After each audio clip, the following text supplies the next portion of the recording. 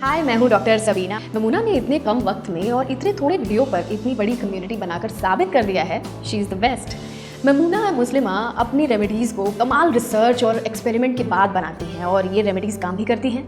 मैं इस चैनल के तमाम व्यूअर्स को ममूना के टिप्स को यूज़ करने के लिए सजेस्ट करती हूँ, इंडोर्स करती हूँ। Best wishes for the fastest growing channel. Stay healthy and love for Mamoona Muslima. Bye.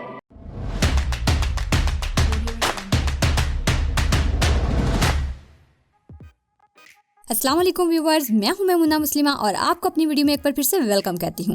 Serum क्या होता है, ये किस चीज़ से बनता है, इसके कॉमन इंग्रेडिएंट्स क्या होते हैं, ये किस लिए इस्तेमाल होता है, पाकिस्तान की मार्केट में कितने किस्म के सीरम अवेलेबल हैं, कौन कौन से इम्पोर्टेड हैं और कौन से लोकल, इन सब सवालों के जवाब मैं अपनी प्रीवियस सीरम वाली वीडियो में दे चुकी हूँ, जिसे देखने के लिए आप यूट्यूब सर्च बार में लिखेंगे वाइटनिंग सीरम ममूना, तो सर्च रिजल्ट में सबसे पहली वीडियो मेरी है। इस पर क्लिक करके वीडियो देख सकते हैं। इस वीडियो से मुतालिक भी मेरे पास कुछ इन्फॉर्मेशन है और वो मैं आपके साथ इसी वीडियो में शेयर करूंगी। लेकिन पहले कर लेते हैं बात एक इफेक्टिव सीरम की, जो घर पर कैसे इजीली बनाया जा सकता है। घर पर जो भी सीरम बनाए जाते हैं उन्हें सीरम कह लें या नाइट क्रीम, उनके इंग्रेडिएंट्स आमतौर पर वही 3-4 कॉमन से ही होते हैं, बस लोग उनको थोड़ा आगे पीछे करके यूज कर लेते हैं। लेकिन याद रखिए, उनको ऐसे ही आगे पीछे नहीं किया जा सकता, बल्कि अपनी स्किन टाइप के हिसाब से आगे पीछे कीजिए। अगर आपको अपनी स्किन टाइप मालूम नहीं है तो स्किन टाइप मालूम करने के लिए यूट्यूब सर्च बार में लिखिए स्किन टाइप ममूना और सर्च रिजल्ट्स में आने वाली सबसे पहली वीडियो पर क्लिक करके वीडियो देख सकते हैं। तो हम बात कर रहे थे होममेड ग्लोइंग सीरम की। अगर आपको अपनी स्किन टाइप मालूम हो गई हो तो मैं आपको आपकी स्किन के हिसाब से ही सीरम बनाना सिखाऊंगी कि आपको स्किन टाइप मद्देनजर रखते हुए कौन सी चीजें निकालनी है और कौन सी शामिल करनी है। तो इस अमेजिंग सीरम को बनाना शुरू करते हैं। हमें सबसे पहले चाहिए 2 चम्मच एलोवेरा जेल। एलोवेरा जेल घर पर बनाए जाने वाले सीरम का मेन इंग्रेडिएंट होता है, क्योंकि ये जेल फॉर्म में होता है और बाकी के शामिल किए जाने वाले इंग्रेडिएंट्स जब इसमें शामिल होते हैं तो इसकी कंसिस्टेंसी बहुत खूबसूरत हो जाती है। वैसे भी एलोवेरा जेल न्यू सेल्स की ग्रोथ के लिए एक बहुत अच्छा हार्मोन है। उसके बाद इसमें आधा चम्मच मिलाएंगे 2 तरह के ऑयल्स, जैतून का तेल और बादाम का तेल। जैतून का तेल अगर माने तो एक ज़बरदस्त किस्म का एंटी एजिंग और एंटीऑक्सीडेंट है, और बादाम का तेल विटामिन ई से भरपूर होता है। इसके साथ साथ fatty acid, protein, potassium, zinc और मिनरल्स काफ़ी मिकदार में पाए जाते हैं। इसके बाद ऐड करेंगे ग्लिसरीन आधा चम्मच।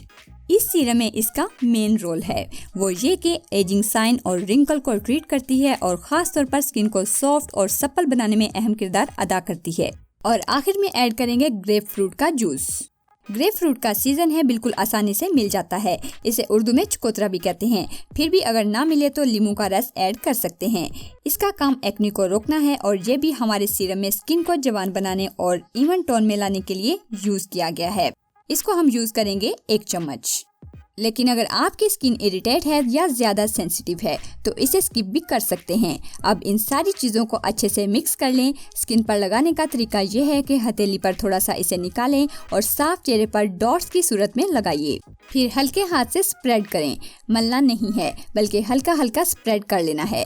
ये सीरम एक वाइटनिंग एंड ग्लोइंग सीरम है। अगर आप इसे 15 दिन तक रोज़ाना रात को यूज़ कर लेते हैं तो जहाँ तक ग्लोइंग का सवाल है वो वाकई ही देखने के काबिल होगी। आजकल मौसम काफ़ी सर्द है, फ्रिज के बगैर भी इसे 15 दिन तक स्टोर किया जा सकता है। इसकी लाइफ अगर आप बढ़ाना चाहते हैं तो फिर इसमें विटामिन ई कैप्सूल 2 अदद ऐड कर लें। फिर इसको 1.5 से 2 माह तक स्टोर भी कर सकते हैं।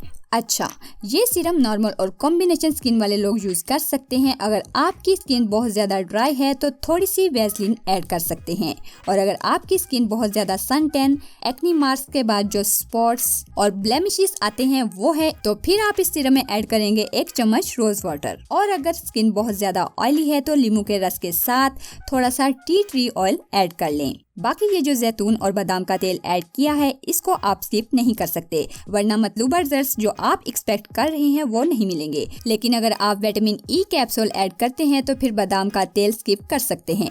बस रेमेडी के मुतालिक बस इतना ही। लेकिन जो सीरम वाली मेरी लास्ट वीडियो थी उसके हवाले से कुछ अपडेट्स हैं वो डिस्कस कर लेते हैं। सीरम वाली लास्ट वीडियो पब्लिश होते ही बहुत से लोगों ने ये पूछना शुरू कर दिया कि इसे कौन कौन सी स्किन पर यूज किया जा सकता है। ये एक अहम सवाल है और ये अच्छी तरह जान लें कि जब आप मार्केट से सीरम खरीदते हैं तो इसके इंग्रेडिएंट्स जरूर चेक कर लिया करें। अगर आपकी स्किन एक्ने प्रोन है तो विटामिन सी वाला सीरम यूज करें, क्योंकि विटामिन सी कोलेजन प्रोडक्शन को इनहेंस करता है, स्किन को रिपेयर करता है, सोजिश को कम करता है। इसमें जिंक होता है जो इरिटेशन को खत्म करता है और सैलिसाइलिक एसिड पोर्स को बंद करता है।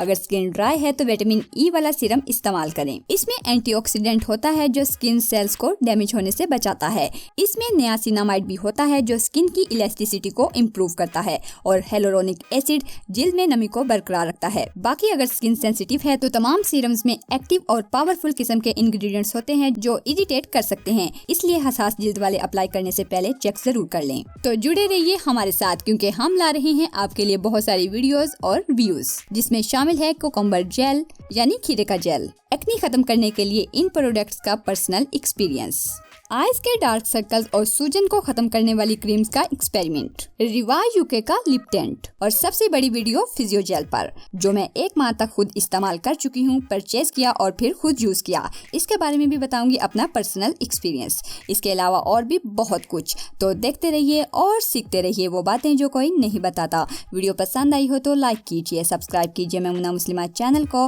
और साथ में बेल आइकॉन को दबाइए। मिलते हैं एक और नई वीडियो में, तब तक के लिए अल्लाह हाफिज।